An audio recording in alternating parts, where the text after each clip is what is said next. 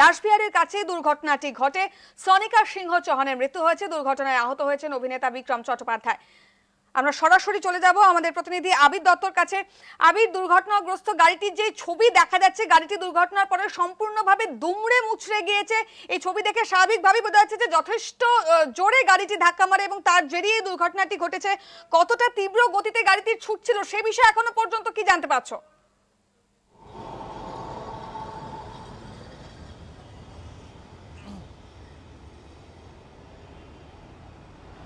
দেখো, প্রাথমিকভাবে যেটা অনুমান করছেন তদন্তকারীরা যে অত্যন্ত দ্রুত গতিতে এই গাড়িটি তখন চলছিল।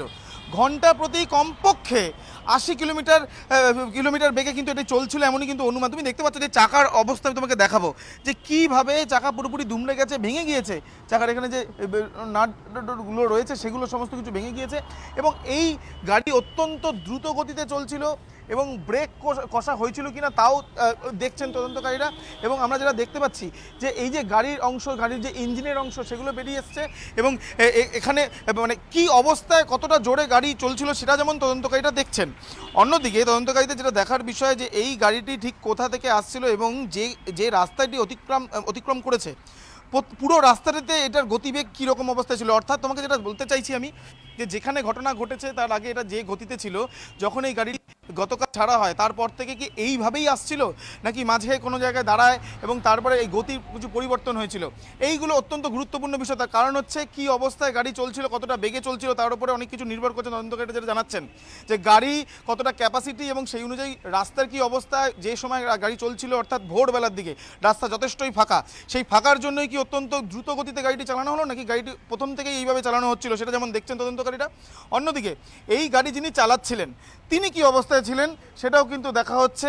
তার কারণ হচ্ছে গাড়ি যিনি চালাচ্ছিলেন তিনি ইতিমধ্যে তিনিও আহত হয়েছেন, তাকে হাসপাতালে নিয়ে যাওয়া হয়েছে। তার পাশে বাদিকে যিনি বসেছিলেন তার ইতিমধ্যে মৃত্যু হয়েছে।